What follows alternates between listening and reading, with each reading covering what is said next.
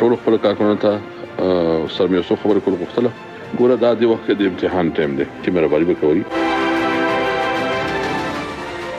Welcome to news wise, मैं हूं आरिफा नूर। आज प्रोग्राम में सबसे पहले हम जिक्र करेंगे जो कानूनी महाज के ऊपर मुख्तलिफ इश्यूज़ और केसेस हैं जिनका सामना हुकूमत को है। सर फहरिस्त इसमें मुबैना ऑडियो क्लिप और बयान हल्फी का मामला है। आज इस्लामाबाद हाई कोर्ट में साबिक चीफ जज गिलगित बल्तिस्तान राना शमीम साहब और अंग्रेज़ी अखबार द न्यूज़ की जो इंतज़ामिया है उसको अदालत की तरफ से मिलने वाले कंटेम्प्ट ऑफ कोर्ट नोटिस के ऊपर समाअत हुई। मीडिया रिपोर्ट्स के मुताबिक राना शमीम साहब का जो जवाब है वो अटॉर्नी जनरल की जानिब से अदालत में पढ़ के सुनाया गया। राना शमीम साहब ने उसमें ये मौक़िफ़ इख्तियार किया है कि उन्होंने अगर अदलिया की तौहीन ही करनी होती तो वो अपना बयान हल्फी पाकिस्तान में रिकॉर्ड करवाते और मीडिया में लीक करते। अटॉर्नी जनरल का कहना था कि तौहीन अदालत का नोटिस मिलने वाले जितने भी फरीक़ैन हैं उनको अपना बयान हल्फी अदालत में जमा करवा देना चाहिए। और इसी दौरान जो लंदन में रखा हुआ है राना शमीम साहब का बयान हल्फी वो भी आ जाएगा। अदालत ने अटॉर्नी जनरल की दरख्वास्त मंजूर करते हुए समाअत 20 दिसंबर तक के लिए मुलतवी कर दी। दूसरी तरफ इस्लामाबाद हाई कोर्ट में ही जो साबिक चीफ जस्टिस की मुबैना ऑडियो क्लिप जो लीक हुई है उसका भी मामला ज़ेर समाअत है, जिसमें एक इंक्वायरी कमीशन बनाने की दरख्वास्त की गई है। ऑडियो लीक की अगर बात करें तो स्पीकर कौमी असम्बली असद कैसर साहब की भी एक मुबैना क्लिप जो है वो सामने आ गई है। खैबर पख्तूनख्वा के बल्दियाती इंतखाबात के हवाले से वो पार्टी कारकुनान को हिदायत देते हुए सुने जा सकते हैं और इलेक्शन कमीशन को नोटिस भी जारी कर दिया है। इसके साथ साथ आज ही इस्लामाबाद हाई कोर्ट में सहाफ़ी और ब्लॉगर मुदस्सर नारू की 2018 से जो गुमशुदगी का मामला है उस पर भी समाअत हुई। चीफ जस्टिस अतर मिनिल्ला साहब ने ये रिमार्क्स दिए कि जबरी गुमशुदगियाँ जो हैं उनके हवाले से या तो वज़ीर आज़म खुद ज़िम्मेदारी लें या फिर उनको ज़िम्मेदार ठहराएं जो इनके ताबे हैं। ये जो तमाम कानूनी इश्यूज़ हैं इन पर बात करने के लिए आज हमारे साथ मौजूद हैं बैरिस्टर खालिद जावेद खान साहब, attorney general. Welcome to the show sir. Sir सबसे पहले अगर हम जो केस है कंटेम्प्ट ऑफ कोर्ट का राना शमीम साहब के बयान हल्फी के हवाले से, अब तो उसको सर आप किस तरह देख रहे हैं? आज सहाफ़ियों की तरफ से भी टेस्टिमनी कोर्ट के अंदर शामिल की गई, उनका भी ये कहना है और एज जर्नलिस्ट हम सबको ये लगता है कि एक ख़बर थी, वो ख़बर आई, उस ख़बर को छापना हमारा काम होता है। अगर उस पर अब कंटेम्प्ट ऑफ कोर्ट के नोटिसेज होंगे तो ज़रा मुश्किल हो जाता है। सर आप इसको किस तरह लीगली इस सारे मामले को देख रहे हैं? अगर आप जो एक जर्नलिस्टिक रिस्पॉन्सिबिलिटी है टू इन्फॉर्म द पीपल उसको भी देखें तो। देखिए, बुनियादी तौर पे ये एक वो केस नहीं है कि जिसमें कोई अदालत ने हुक्म दिया, इन्फोर्समेंट नहीं हुई, उस पर कंटेम्प्ट का नोटिस लिया कोर्ट ने। इस्लामाबाद हाई कोर्ट ने नोटिस इसलिए लिया कि ये एक ऐसी खबर थी जिससे पूरी अवाम में एक सनसनी फैली और अदलिया बिलखुसूस इस्लामाबाद हाई कोर्ट पे एक बड़ा सीरियस क्वेश्चन रेज़ हुआ कि यहाँ किसी को फ़ोन करके कोई इन्फ्लुएंस करने की कोशिश कर सकता है। और जब अगर अवाम का एतमाद जो है पूरे इदारे पे से उठ जाए या कोई ऐसी खबर आए जिससे लोगों में एक सरासीमगी फैल जाए कि वहाँ अदालत जो है इंसाफ किस तरह फराहम करती है, तो चीफ जस्टिस साहब ने जो नोटिस लिया उन्होंने कहा कि ये कंटेम्प्ट का नोटिस नहीं है, ये बुनियादी तौर पे अकाउंटेबिलिटी है। पूरे इदारे पे एक सवाल उठाया गया है। एक साबिक जो चीफ जज हैं गिलगित बल्तिस्तान के, उनके एक स्टेटमेंट की बुनियाद पे, और क्योंकि ये अखबारों में छपा और इससे बड़ी सनसनीखेज़ अंदाज में छपा, तो उन्होंने कहा कि ये एक अपॉर्चुनिटी है कि अदलिया की भी अकाउंटेबिलिटी हो और लोगों का एतमाद बहाल हो कि ऐसा नहीं है जो एक माहौल पैदा करने की कोशिश की जा रही है कि अदलिया किसी के इन्फ्लुएंस में या डिक्टेशन लेके या किसी के कहने पे किसी मखसूस केस में कोई फ़ैसला कर सकती है। ये वजह थी। जहाँ तक जो आपने आज़ादी इजहार राय का जिक्र किया, मैं खुद और इस्लामाबाद हाई कोर्ट की चीफ जस्टिस साहब जो बड़ा पूरे इस्लामाबाद हाई कोर्ट की बड़ी स्ट्रॉन्ग जूरिस्प्रूडेंस है आर्टिकल 19 और 19A के बारे में, लेकिन हर चीज़ की कुछ हदूद हैं। और मैंने कोर्ट में भी ये स्टैंड लिया कि इसमें प्राइमरी पार्टी राना शमीम साहब हैं जिन्होंने एक स्टेटमेंट दिया और जो इसके बुनियादी तौर पे ज़िम्मेदार हैं। अखबार जो है, मीडिया एक सेकेंडरी पार्टी है, लेकिन क्योंकि वो उनका एक अहम रोल है इसके अखबार की जो खबर पहुंचने में, तो कोर्ट ने नोटिस लिया है और उनको सबको जवाब का मौका दिया जाएगा। नहीं सर, बट है तो कंटेम्प्ट ऑफ कोर्ट का ही केस, शो कॉज नोटिसेस भी इशू हुए हैं, तो अब ये हमें अब समझाएं कि इसके अंदर कोर्ट ने जो भी फैसला करना होगा, what are the options in front of the court. हल्फ, अगर बयान हल्फी लंदन से आ जाता है, अगर वो सही होता है, रिपोर्ट्स तो यही है कि वो जमा हो गया है कोर्ट में, आज शाम को ही मीडिया रिपोर्ट्स इस तरह की सामने आई हैं, उसको अब अगली हियरिंग पे पढ़ा जाएगा। अगर वो बयान हल्फी वही है जो अखबार में छपा है, तो sir we come back to the same question कि राना शमीम साहब के ऊपर भी लीगली क्या आप रिकमेंडेशंस कोर्ट को दे सकते हैं? क्या उनके लिए बनती है रिस्पॉन्सिबिलिटी, अकाउंटेबिलिटी, जो भी आप उसको कहें, और अखबार की मैनेजमेंट और सहाफ़ी के ऊपर भी क्या अब लायबिलिटी बनती है या जिम्मेदारी बनती है अगर वो बयान हल्फी वही होता है जो अखबार में छपा है? देखिए, जो बयान हल्फी तो शायद वही हो, क्योंकि पिछली डेट पे जो राना शमीम साहब हैं उन्होंने कंफर्म किया था कि जो रिप्रोड्यूस सब्सटेंस अखबार में किया गया है, द न्यूज़ में और दूसरे एफिलिएटेड उनके न्यूज़पेपर और सोशल मीडिया पे है, उसके कंटेंट्स वही हैं जो इनके ओरिजिनल स्टेटमेंट में है। ओरिजिनल पे हमने इसलिए इंसिस्ट किया था कि उससे नियत और ये नज़र आ जाएगा कि क्या ये सिर्फ एक प्राइवेट एक्ट था या it's part of a larger game, और वो उसका अंदाज़ा हो जाएगा जब ये केस प्रोसीड करेगा। इसका तरीक़ाकार ये है कि अगली डेट पे एक कंटेम्प्ट ऑफ कोर्ट ऑर्डिनेंस 2003 का है, उसमें सेक्शन 17 है, तो उसमें यह है कि अगर चार्ज फ्रेम करना, कोर्ट चार्ज फ्रेम करने से पहले एक प्रिलिमिनरी हियरिंग होती है जिसमें तमाम जो एलिज्ड कंटेमिनेंट्स हैं उनको सुना जाएगा। उसके बाद अगर कोर्ट मुतमईन नहीं है उनके जवाब से तो चार्ज फ्रेम होगा और उसके बाद प्रोसीडिंग शुरू होंगी, और उसमें एज अटॉर्नी जनरल मेरा रोल एज प्रोसिक्यूटर है, तो मैं बहुत ज़्यादा स्पेसिफिक में उसके इस वक्त नहीं जा सकता, लेकिन अखबार को पूरा मौका मिलेगा, राना शमीम साहब को पूरा मौका मिलेगा कि अपने आप को डिफेंड करें। और मैं अगर दोबारा आपकी सुनने वालों के लिए ये बात रिआइट्रेट कर दूं कि इस बात का यकीनन सामने रखा जाएगा कि जर्नलिस्ट जो हैं उनकी कुछ बुनियादी जिम्मेदारियां हैं। जैसे हमने ना कोर्ट ने पूछा, ना मैं ये सवाल पूछूंगा कि जो अंसार अब्बासी साहब की खबर थी उसका सोर्स क्या था, लेकिन एक कॉन्ट्रडिक्टरी स्टेटमेंट आया है राना शमीम साहब का और अंसार अब्बासी साहब का, और उसमें बड़े वाज़े कॉन्ट्रडिक्शन है। तो वो तो ज़ाहिर है कि हमें हक है कि सवाल करने का राना शमीम साहब से कि आप इसके एक स्टेटमेंट आपने दिया है, आपका कहना यह है कि ये एक्सक्लूसिवली आपकी कस्टडी में था। अब जो उनका मौजूदा बयान आया है उसमें उन्होंने एक ये इम्प्रेशन क्रिएट करने की कोशिश की गई है कि जो पावर ऑफ अटॉर्नी उन्होंने एग्जीक्यूट की है कमिश्नर के सामने, और कमिश्नर के, ये शायद वहाँ से रिलीज़ हुआ हो। तो एक प्रोफेशनल जिसका अदरवाइज़ कोई इंटरेस्ट नहीं है उस पर बड़ा सीरियस इल्ज़ाम लगाया है। और राना शमीम साहब ने जो कोर्ट में रिप्लाई फाइल की है उसके अगर कंटेंट भी देखें, ज़ाहिर है कि ये मुनासिब नहीं है कि मैं उसमें तबसरा करूं, लेकिन उसमें बहुत कुछ मवाद है जिससे इस केस को आखिरी अंजाम तक पहुंचने में मदद मिलेगी।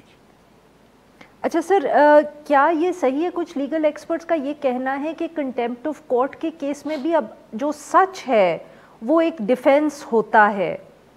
अगर राना शमीम साहब अपने इल्ज़ामात साबित कर लेते अगर, तो क्या ये उनको कंटेम्प्ट ऑफ कोर्ट से एक पॉसिबल डिफेंस बनती है उनकी? देखिए, अगर वो ये इस्टेब्लिश कर सकते हैं बियॉन्ड एनी रीजनेबल डाउट कि ऐसा हुआ है, तो यकीनन उनके पास एक ये डिफेंस होगी। लेकिन इस वक्त जो उनका केस है वो it's his word without any independent witness, तो तमाम हालात को सामने रखा जाएगा। 3 साल बाद ये एक स्टेटमेंट हुआ, बड़े पिक्यूलियर सर्कमस्टांसेस में लंदन में जाके अब उन्होंने बयान दिया है कि जी मैंने ये अपनी जो मरहूमा बेगम साहिबा थी उनकी ख्वाहिश पे ये दिया था, और ये मैंने लॉक इन की में रखने के लिए, रिकॉर्ड स्टेट करने के लिए दिया गया था। तो इस पर बहुत से सवाल उठते हैं कि ऐसा डॉक्यूमेंट, और उन्होंने इंटरेस्टिंगली अपने जवाब में एक बात कही है कि अगर मुझे अदलिया को रिडिक्यूल करना होता तो मैं इसको पाकिस्तान में देता और यहाँ सर्कुलेट करता, और एग्जैक्टली यही चीज़ हुई है। वो कहते हैं मैंने नहीं की, लेकिन अगर मैं करता तो ये रिडिक्यूल करना होता, और एग्जैक्टली वही चीज़ हो गई है। तो वो कह रहे हैं अदलिया रिडिक्यूल तो हुई है, लेकिन मैंने ये स्टेटमेंट लीक नहीं किया जिसका मैं खुद खालिक हूँ, और एक्सक्लूसिवली जो मेरी कस्टडी में है। तो ये बहुत बड़ा सवाल है और बहुत बड़ा बार है जो राना शमीम साहब को मीट करना होगा। बिल्कुल सही सर, आपने एक सवाल के जवाब में कहा लार्जर गेम लगती है, आपने पिक्यूलियर सर्कमस्टांसेस का जिक्र किया। क्या आप जैसे कि कुछ लोग कहते हैं कि इस केस में भी एक जुडिशल कमीशन या इंक्वायरी कमीशन होना चाहिए, is that something you would also recommend, या आपके ख्याल में जज साहब खुद ही प्रोसीडिंग्स के अंदर ये इस्टेब्लिश कर सकते हैं अगर वो केस को सुनते रहे? देखिए, ये बड़ा एक स्पेसिफिक केस है जिसमें एक इंस्टेंस, एक स्टेटमेंट जिसको वो एफिडेविट का नाम दे रहे हैं, वो ज़ेर बहस है। इसके लिए मेरे ख्याल में किसी कमीशन की ज़रूरत नहीं है और इस केस का फ़ैसला इस्लामाबाद हाई कोर्ट खुद कर सकता है, क्योंकि ये डायरेक्ट इस्लामाबाद हाई कोर्ट की अपनी इंटेग्रिटी पे सवाल उठाया गया है। जहाँ तक आपने दूसरी बात की, मैंने ये लार्जर गेम की बात इसलिए की कि एक देखिए माहौल मौजूदा रिसेंटली एक माहौल क्रिएट हुआ है और इस पे ताबड़तोड़ अदलिया पे हमले किए जा रहे हैं। देखिए, जज साहिबान वो लोग हैं, ज़ाहिर है कि इस सोसाइटी का हिस्सा है, इम्परफेक्शंस है, लेकिन ना जज जवाब दे सकते हैं, ना प्रेस कॉन्फ्रेंस कर सकते हैं, ना ट्वीट कर सकते हैं और बड़ा आसान इल्ज़ाम लगा देना किसी अदालत पे। एक साहब ने आके स्टेटमेंट दिया कि जी मैंने ये किसी दूसरे चीफ जस्टिस साहब को, साबिक चीफ जस्टिस साहब को ये कहते हुए सुना। उसके बाद एक पटिशन फाइल हो जाती है इस्लामाबाद हाई कोर्ट में कि जिसमें जुडिशल कमीशन बनाया जाए। अब ये तमाम उस तनाज़ुर में हो रहा है जब इस्लामाबाद में एक पर्टिकुलर अपील ज़ेर इल्तवा है, चल रही है, और अचानक 3 साल बाद, ये बहुत अरसे बाद, एकदम बहुत से इश्यूज़ खड़े हो जाते हैं और इससे एक ये शायबा होता है कि ये शायद एक वेल थॉट आउट स्ट्रैटेजी का हिस्सा है, और अगर ऐसा है तो उसको रेजिस्ट करना बहुत ज़रूरी है। बिल्कुल सही। नाज़रीन, यहाँ पे लेते हैं एक छोटा सा ब्रेक, से वापस आएंगे तो हम अटॉर्नी जनरल साहब से गुफ्तगू जारी रखेंगे। स्टे विद अस।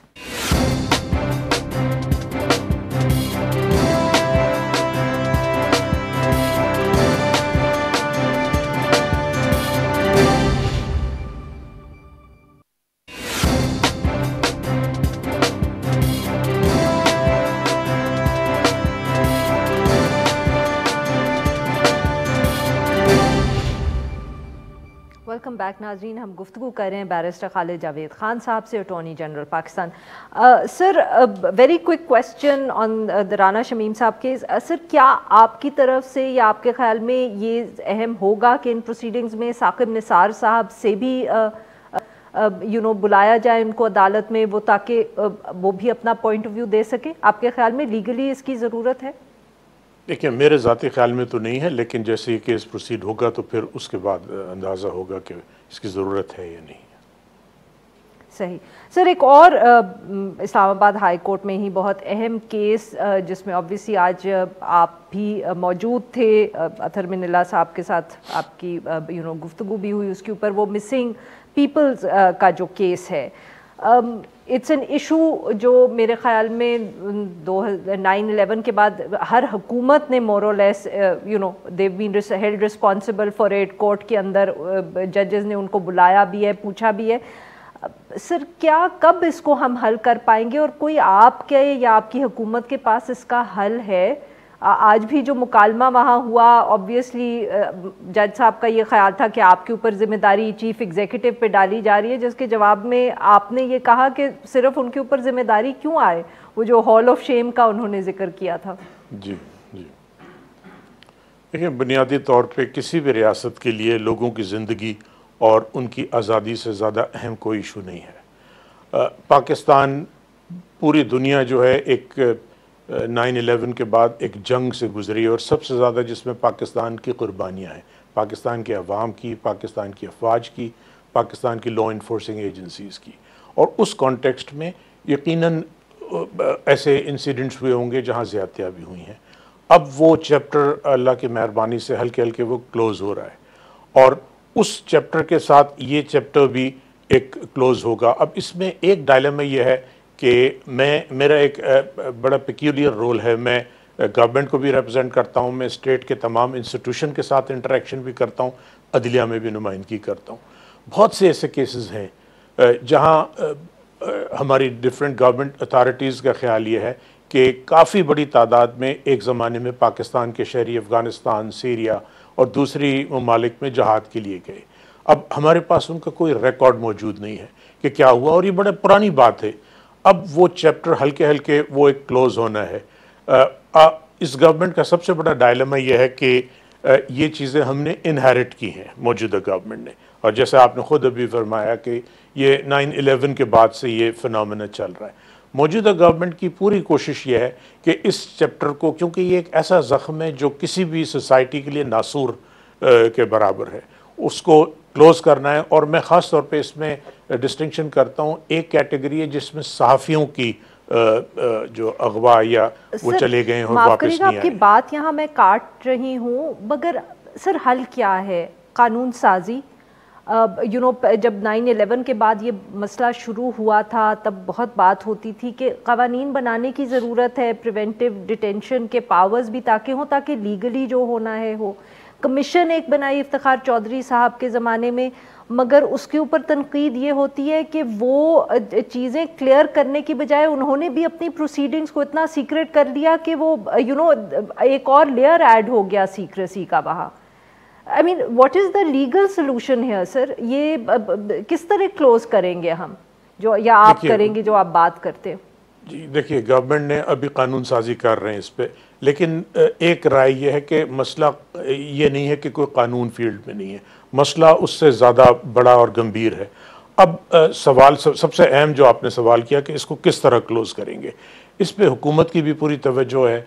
एक कमीशन कॉन्स्टिट्यूट किया गया था सुप्रीम कोर्ट के ऑर्डर पे, वो अपने हिसाब से जो उनकी कैपेसिटी है या जो उनके पास अवेलेबल इंफॉर्मेशन होती है उस पर काम कर रहे हैं। ना अदालतें इस पे सेटिस्फाइड हैं, वो बहुत सीक्रेटिवली करते हैं, वो किसी से शेयर भी तो नहीं करते information. How can that help the society?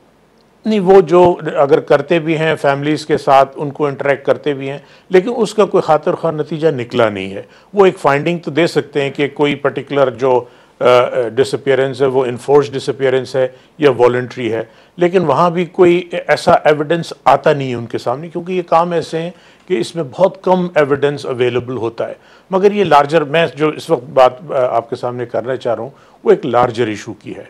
ये एक तो अच्छी डेवलपमेंट अगर इसको कहें रिलेटिवली, ज़ाहिर है कि जो लोग गए हैं गायब हैं और अब तक नहीं पता लगा, उनकी जो फैमिली है अगर उनसे पूछें उनके लिए कोई अच्छी खबर नहीं है। लेकिन ये केसेस अब तकरीबन ख़त्म हो गए हैं। आप जो अदालतों में केसेस का सुन रहे हैं वो 2016, 2017, आखिरी केस मुदस्सिर नारो साहब का था, ये 20 अगस्त 2018 का केस है। तो उसके बाद से ये बड़ा एक वाज़ेह जो ये चीज़ सामने आई है कि ये सिलसिला रुक गया है, लेकिन मसला अभी भी मौजूद है, क्योंकि एक बहुत बड़ी तादाद है जिसमें लोग अभी तक, जो चाहे 2018 से पहले गायब हुए थे, वो अभी तक नहीं आए हैं। तो उनकी फैमिलीज़ का हक़ है कि उनको पता लगे कि उनका फेट क्या हुआ है।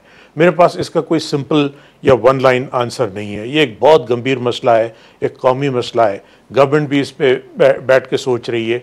इस्लामाबाद हाई कोर्ट ने भी आज बड़ा स्ट्रॉन्ग ऑब्जर्वेशंस दिए हैं। लेकिन देखिए, अगर मसले का हल ये है कि इलेक्टेड चीफ एग्जीक्यूटिव्स जो कि हेड ऑफ गवर्नमेंट हैं, कोर्ट की ऑब्जर्वेशन ये थी कि उनके खिलाफ प्रोसीडिंग्स कर सकते हैं, तो मेरा कोर्ट के सामने सबमिशन ये था कि जी प्रोसीडिंग कर दीजिए अगर मामले का वो हल है। लेकिन मेरी राय में ये मामले का हल नहीं है। मामले का हल जो है कहीं ज़्यादा कॉम्प्लेक्स है और वो रियासत की जिम्मेदारी है। वो हम कोशिश कर रहे हैं कि इस चैप्टर को क्लोज़ करें और जो जो पेंडिंग केसेस हैं उनके लोगों का फेट पता लगे। सर, अगर इसी स्पेसिफिक केस की बात की जाए जो मुदस्सिर नारू साहब का है, तो क्या रियासती अदारों की तरफ से कोई इन्फॉर्मेशन आई है कि वो किसी की डिटेंशन में हैं, या अगर नहीं है तो उनके साथ क्या हुआ है? कोई स्पेक्यूलेशन, कुछ तो पता चले। देखिए, अभी जो पिछले हफ्ते केस में भी तो मसले का हल ढूंढना है ना सर? जी बिल्कुल बिल्कुल। और इस्लामाबाद हाई कोर्ट ने ऑर्डर किया था, और एक ह्यूमैनिटेरियन मसला है। वज़ीर आज़म ने मुदस्सिर नारो साहब की जो वालिदैन है और उनके जो छोटे बेटे हैं उनसे मुलाकात भी की, और उनकी इस इशू के ऊपर बहुत सारे इंस्ट्रक्शंस भी इशू किए हैं। वो अभी प्रोसेस में है और वो रिपोर्ट आएगी तो वो भी हम कोर्ट के सामने रखेंगे। और हमारी पूरी कोशिश होगी कि उनकी फैमिली को भी जो फाइनल पता लगे कि वो हैं, कहाँ हैं, किस हाल में हैं, कहाँ गए। जो कुछ भी रियासत के लिए पॉसिबल है वो पूरी कोशिश की जा रही है। नहीं तो सर, वो रिपोर्ट कब तक तैयार हो जाएगी? वो बहुत जल्दी।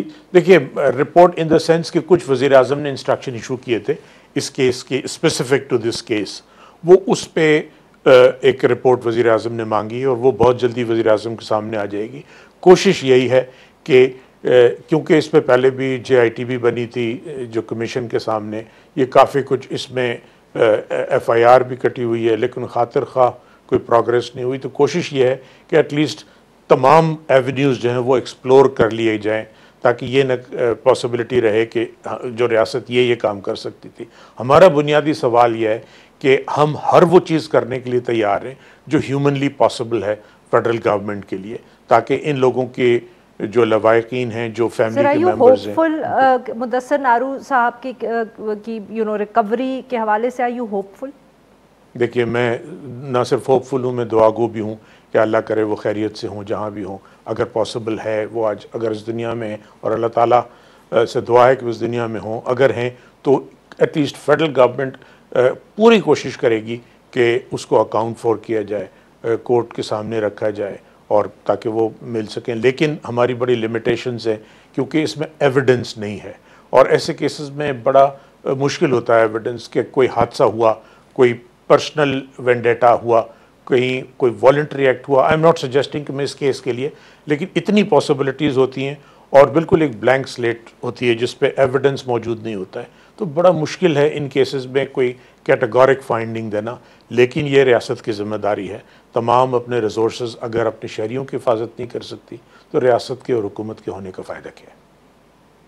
बहुत बहुत शुक्रिया सर, आपने हमसे गुफ्तगू की। ना आप लेंगे एक छोटा सा ब्रेक, जब हम ब्रेक से वापस आएंगे तो हम बात करेंगे पोलियो वर्कर्स के ऊपर जो हमला TTP ने रिस्पॉन्सिबिलिटी क्लेम की है। स्टे विद अस।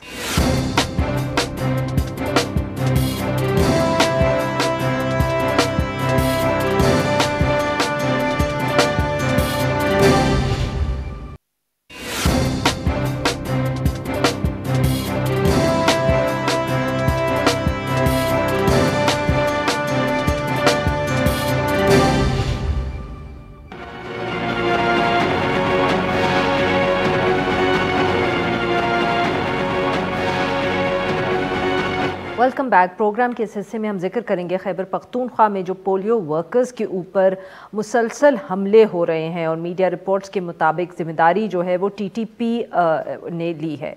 गुज़िश्ता रोज़ खैबर पख्तूनख्वा के ज़िला टैंक में भी जो पोलियो टीम है उसकी हिफाजत पर मामूर एक पुलिस एहलकार को मुसल्लह अफराद ने फायरिंग का निशाना बनाया, उसकी शहादत हुई। उससे कबल 11 दिसंबर को भी इसी ज़िले में पोलियो टीम की हिफाजत करने वाले एक सिक्योरिटी एहलकार को फायरिंग करके शहीद किया गया। 2 रोज़ में ये जो 2 वाक़यात हुए हैं तो इसके अंदर जो हमला आवर थे वो तो वहाँ से फ़रार हो गए, मगर TTP ने इन वाक़यात की ज़िम्मेदारी कबूल की है।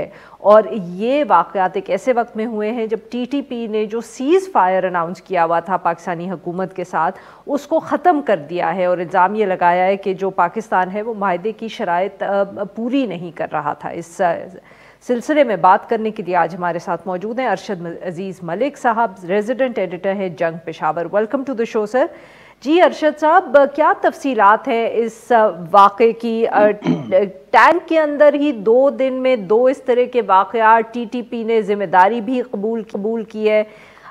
ये क्या मतलब कि ये उनकी तरफ से क्योंकि उन्होंने सीज़ फायर ख़त्म किया है उस हवाले से एक वार्निंग है, या कोई सिक्योरिटी सिचुएशन हम कह सकते हैं ज़िले के अंदर ज़्यादा मज़ीद ख़राब हो रही है? देखें, जैसे कि मुख्तलिफ हमारे जो साउथ के इलाके हैं उसके साथ जो हमारे जो कबायली इलाके थे आजकल चूँकि हमारे आर्म डिस्ट्रिक्ट्स हैं, तो इन इलाकों में तालिबान का असर रसूख मौजूद है। मुख्तलिफ ग्रुप्स उनके काम कर रहे थे। अब चूँकि आपने देखा कि एक जंगबंदी की गई और उससे पहले एक एग्रीमेंट किया गया, और लेकिन सूरत हाल कुछ यूँ है कि कन्फ्यूजन ही कन्फ्यूजन है।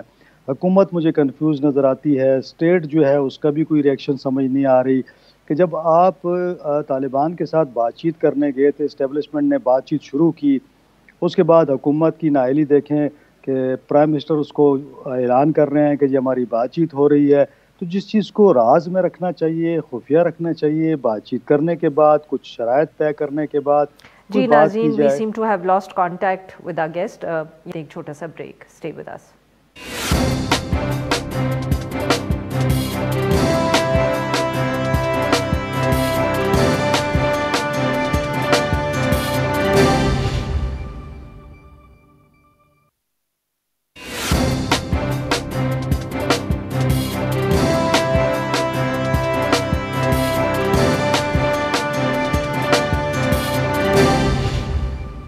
वेलकम बैक नाज़रीन। हम गुफ्तगू करें अरशद अजीज़ मलिक साहब से और हम बात कर रहे हैं जो पोलियो वर्कर्स पर अटैक्स हुए हैं। जी अरशद साहब, ब्रेक पे जाने से पहले सर आप बात कर रहे थे और तनकीद कर रहे थे रियासत की जो पॉलिसी है उस पर। गालिबन आपके ख्याल में वहाँ जो कन्फ्यूजन है उसकी वजह से सिक्योरिटी सिचुएशन पे असर पड़ रहा है? देखिए, चूँकि दो फरीक हैं तो मैं दोनों की बात कर लेता हूँ। पहले मैं तालिबान की बात कर लेता हूँ। नूर अली महसूद जो कि सरबराह हैं टीटीपी के, उनका एक ऑडियो मैसेज होगा, शायद आपने भी सुना हो। उन्होंने दो बड़ी बातें की हैं जो सीज़ फायर एग्रीमेंट उन्होंने ख़त्म किया उस हवाले से। एक तो उनका ये कहना है कि हुकूमत के साथ हमारा जो एग्रीमेंट हुआ था, हमने कहा था कि हमारे 100 गिरफ्तार लोग हैं उनको आप रिहा कर दें, तो वो रिहा नहीं हुए। इन्होंने चंद लोगों को यहाँ रिहा किया। कोई मेरे इतलात हैं कोई 10 के लगभग लोग थे, लेकिन वो बहुत ही ऐसे लोग थे जिनके ऊपर कोई ऐसे इल्ज़ामात नहीं थे, उनको इन्होंने रिहा किया। बाकी लोग अभी तक, इनका ये ख्याल था कि हम 10-15 दिन बाद थोड़े थोड़े लोगों को रिहा करते रहेंगे। सेकंड, उनका ये इल्ज़ाम है कि सिक्योरिटी फोर्सेस ने सूबे के मुख्तलिफ इलाकों, लकी मरवत, बन्नू, स्वाद, बाजोड़, इन इलाकों में ऑपरेशंस किए हैं, टारगेटेड ऑपरेशन हुए हैं, जहाँ पे तालिबान के जो लोग हैं उनको न सिर्फ गिरफ़्तार किया गया है बल्कि वहाँ पे उनको मारा भी गया है। तो ये उनके बड़े इल्ज़ामात हैं। अब मुझे नहीं मालूम कि हुकूमत की तरफ से इस पर कोई रद्द-ए-अमल आया है या नहीं, उन्होंने क्या इस पर कहा है, लेकिन ये दो इल्ज़ामात उन्होंने लगाए। अब मैं इस तरफ आता हूँ हुकूमत की तरफ, जहाँ मैं कहता हूँ कन्फ्यूजन है। कन्फ्यूजन इसलिए है कि मैं कहता हूँ कि जब इस्टेब्लिशमेंट इस काम में, जब तालिबान आ गया अफ़गानिस्तान में, उसके बाद एक कोशिश की गई कि किस तरीके से इस मामले को बातचीत के ज़रिए हल किया जाए। उसका एक चैनल मुख्तलिफ इस्तेमाल हुए और बातचीत शुरू हो गई। उसके बाद जब हुकूमत को बताया गया तो हुकूमत ने बग़ैर सोचे समझे, इमरान खान साहब वज़ीर-ए-आज़म साहब ने उसका ऐलान कर दिया, जबकि अभी कोई शराइत तय नहीं हुई थी, बातचीत किसी हतमी नतीजे पर नहीं पहुँची थी। उससे चीज़ ओपन हो गई। यहाँ पे शदीद रद्द-ए-अमल आया आवाम की जानिब से, क्योंकि आपको पता ही है कि जो वार अगेंस्ट टेरर है, इसके अंदर 80,000 लोग शहीद हुए। तो आप अगर 80,000 फैमिलीज़ की बात हम कर रहे हैं और उसमें सिक्योरिटी फोर्सेस के जवान, उसमें पुलिस, उसमें आम शहरी बच्चे, APS का आप देख लें, तो वो शोहदा के वालिदैन आ गए, उनका एहतजाज आ गया। तो अगर आप बातचीत करना चाहते हैं, रियासत को हक है कि वो बातचीत करे, अगर वो समझती है किसी के साथ अमन के हवाले से, सुलह के हवाले से। लेकिन अर्शद साहब, आपका ये ख्याल है कि हुकूमत को इसको पब्लिक नहीं करना चाहिए था, या आपका ये ख्याल है कि हुकूमत को पहले एक कोई कंसेंसस डेवलप करना चाहिए था और उसके बाद ये बात करनी चाहिए थी? देखिए, इसमें स्टेक होल्डर्स कौन है, इसमें देखें ना, अगर हम कहते हैं कि ठीक है इस्टेब्लिशमेंट है, हुकूमत है, सियासी जमातें हैं, उसके बाद जो सिविल सोसाइटी है, जो लोग हैं, शोहदा की जो लवाहिकीन हैं, वो भी तो आखिर उन्होंने कुर्बानियाँ दी हुई हैं। तो आप एक एतमाद में लेते लोगों को, उसके बाद आप बातचीत को आगे बढ़ाते, जैसे भी चलता तो ठीक था। लेकिन आपने देखा उसके बाद सुप्रीम कोर्ट में भी केस लगा, सुप्रीम कोर्ट ने भी इस पर ऑब्जर्वेशंस दी, यहाँ लोगों ने भी इस पर बात की, तो काफ़ी शदीद रद्द-ए-अमल आया। और मेरे ख्याल में हुकूमत को थोड़ा सा या रियासत को थोड़ा सा पीछे हटना पड़ा जब ये सीज़ फायर के बाद भी, क्योंकि यहाँ मुजाहरे शुरू हो गए, APS के जो तलबा शहीद हुए थे उनके वालिदैन आ गए। तो मैं ये कहता हूँ, जब आपने APS का वाक़या अगर आपको याद हो, उस वक्त हुआ ये कि तमाम सियासी जमातें एक पेज पर आ गईं, इस्टेब्लिशमेंट, और सब ने एक फ़ैसला किया कि अब इसके बाद हमने अपनी रिट को बरकरार रखना है। तो पूरा पाकिस्तान एक हो गया और एक ऑपरेशंस हुए मुख्तलिफ इलाकों में। तो ये थोड़ी सी दोनों साइड पे ये मामला चल रहे हैं। बिल्कुल सही सर, बहुत बहुत शुक्रिया सर, आपने हमसे नाज़रीन यहाँ पे हम अब बात करेंगे मौलाना हिदायतुर रहमान साहब से, सरबराह हैं गवादर को हक दो तहरीक के, और हम उनसे बात करेंगे गवादर के हवाले से, जहाँ बहुत दिनों से एहतजाज जारी था और गुज़िश्ता रोज़ वज़ीर आज़म इमरान खान साहब की तरफ से ये ऐलान सामने आया कि जो मच्छरों के जायज़ मुतालबात हैं वो उनके ऊपर ना सिर्फ नोटिस उन्होंने लिया है, बल्कि वो जो फ़िशिंग ट्रॉलर्स हैं उनके मामले पर वज़ीर आला बलूचिस्तान से बात अब भी करेंगे। वेलकम टू द शो मौलाना हिदायतुर रहमान साहब। सर, जो आप ऑब्वियसली इस एहतजाज को लीड करते रहे हैं इतने दिनों से, तो ये बताइएगा कि जो वज़ीर आज़म साहब की तरफ से ऐलान सामने आया है, क्या उससे कोई आपकी तसल्ली हुई है, और जो आपके मुतालबात हैं क्या वो सब लगता है कि वज़ीर आज़म साहब को उन सब का एहसास है और उनका जो जवाब है वो उन सबको कवर करता है? बिस्मिल्लाहिर्रहमानिर्रहीम। बहुत शुक्रिया, आपने हमें मौका दिया। एहले बलूचिस्तान की तरफ से आपका शुक्रिया अदा करते हैं कि हमारी आवाज़ हुक्मरानों तक पहुंचाने में हमारी मदद कर रहे हैं। तो देखिए, हमें नोटिस लेने से या सर्कुलर जारी करने से या तकरीर करने से गरीब का पेट नहीं भरता, गरीब खुशहाल नहीं होता। बहरहाल हम खुशाइन करार देते हैं कि वज़ीर-ए-आज़म पाकिस्तान को 28 दिन के बाद ये ख्याल आया, हमारे से एहतजाज का नोटिस लिया। हम उम्मीद रखते हैं कि शायद ये वज़ीर-ए-आज़म साहब के नोटिस के बाद शायद ये अमल दरामद में तेज़ी आएगी और ये जो हमारे मुतालबात हैं ग्राउंड पर अमल होता हुआ नज़र आएगा। ज़ाहिर है उम्मीद ही रखेंगे, नाउम्मीद तो नहीं फैलाएंगे, नाउम्मीदी फैलाएंगे भी नहीं, जद्दोजहद करेंगे, लेकिन उम्मीद रखेंगे और आने वाले दिनों में हम देखेंगे कि वज़ीर-ए-आज़म का ये नोटिस लेना कोई सिर्फ नोटिस ही था या कोई संजीदा कोशिश थी। सर ये बताइएगा कि जब से ये ऐलान वज़ीर आज़म साहब का सामने आया है, क्या जो बलूचिस्तान की हुकूमत है उसने कोई आपसे बात करने की कोशिश की? कोई वज़ीर, कोई उनका जो स्पोक्स पर्सन है वो उन्होंने आपसे राब्ता करने की कोशिश की? कोई आपके मुतालबात जानने की कोशिश की? सूबाई हुकूमत के उज़रा ने कोई राब्ता नहीं किया। अलबत्ता चीफ सेक्रेटरी साहब सुबह गवादर पहुँचे हैं, अब तक गवादर में हैं, मीटिंगें कर रहे हैं। उन्होंने हमसे भी कोई राब्ता अब तक नहीं किया है, वो हमसे मिलेंगे या नहीं मिलेंगे। तो सर वो मीटिंग्स किससे कर रहे हैं अगर आपसे राब्ता नहीं किया तो? वो अपने अफसरान से, मुतल्लिका फोरम से, अफसरान से, अपने जितने उनके महकमा जात के अफसरान हैं उससे मीटिंगें कर रहे हैं। वो सुबह से लगे हुए हैं, सुबह से आए हुए हैं। हमसे कोई अब तक राब्ता नहीं हुआ, मुलाकात भी नहीं हुई। हम उम्मीद रखते हैं शायद वो हमसे भी आज या कल मुलाकात कर लेंगे, फिर हम देखेंगे कि हमारे मुतालबात के हवाले से चीफ सेक्रेटरी साहब के पास क्या है, सिर्फ फाइल और कागज़ें हैं या प्रैक्टिकली तौर पर कुछ करके आए हैं। सर फिशिंग ट्रॉलर्स के हवाले से आपके मुतालबात और इस वक्त क्या सूरत हाल है वज़ीर आज़म साहब के ऐलान के बाद, और जो सूबाई हुकूमत भी बात करती है, क्या कोई फ़र्क पड़ा है सूरत हाल पर? नहीं, कोई फ़र्क नहीं है। नोटिस लेने के बाद भी ट्रॉलर माफिया समंदर में मौजूद है और मसाइल उसी तरह मौजूद हैं, कोई फ़र्क नहीं है। सूबाई हुकूमत इसी तरह मौजूद है, उनकी नाइली इसी तरह बरकरार है। उनके उज़रा रोज़ाना एक दूसरे से नाराज़ हैं, मेंबरान नाराज़ हैं।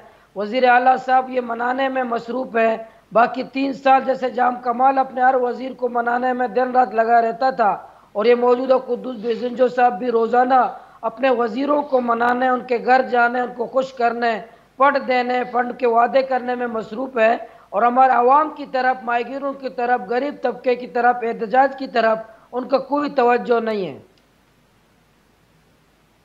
और सर ये बताइएगा कि कुछ तनकीद ये भी होती है कि आपके जो मुतालबात हैं ईरान के साथ बॉर्डर के ऊपर, किस किस्म का आपको वहाँ मूवमेंट चाहिए और ट्रेड चाहिए, उस पर भी कुछ तनकीद होती है। क्या आप हमें समझाएंगे कि क्या वहाँ क्या मामला है और आप लोग क्या चाहते हैं? देखें, ये ईरान जो है, ईरान के उस तरफ भी बहुत बड़ी तादाद में बलोच हैं, इस तरफ भी बलोच हैं। हमारे रिश्तेदार हैं, हमारी बहन वहाँ, भाई वहाँ, मामू वहाँ, चाचा वहाँ, तमाम आपस में हमारी रिश्तेदारियाँ हैं, हमारी खुशी गमी उनसे मुंसलिक है। अब पूरा बंद कैसे कर सकते हैं? मेरे ख़ानदान को कैसे अब तोड़ेंगे? और माश मेरा वाबस्ता है, मेरा कारोबार वाबस्ता है। हुक्मरानों को तो सोचना चाहिए, हमारे हुक्मरानों को देखना चाहिए कि ख़ानदानों को तोड़ना ये इंसानी हुकूक की खिलाफ वर्जी नहीं है। लोगों को खुशी गमी में आप बंद कर दें, लोगों को, लाखों लोगों का कारोबार इसी बॉर्डर से मुंसलिक है। देखिए, अगर कानूनी करना है, अपने मुल्क के आइन के मुताबिक अमल करना है, हुक्मरानों का काम है। रोज़गार देना हुक्मरानों का काम है। जब लाखों लोग बॉर्डर पे कारोबार करते हैं तो हुक्मरान अगर उसको बंद कर दें तो मुतबादल रोज़गार भी तो दें। लोग क्या करें? डकैती करें, चोरी करें, खुदकुशी करें, क्या करें? हुक्मरान तो बता देना आवाम को कि तुम्हारे बॉर्डर पे कारोबार नहीं करने दूंगा, बहुत शुक्रिया सर, तुम्हें और इजाज़त दूंगा। बहुत बहुत शुक्रिया सर, आपने हमसे बात की। नाज़रीन, आज के लिए बस इतना ही। Will be back tomorrow at the same time.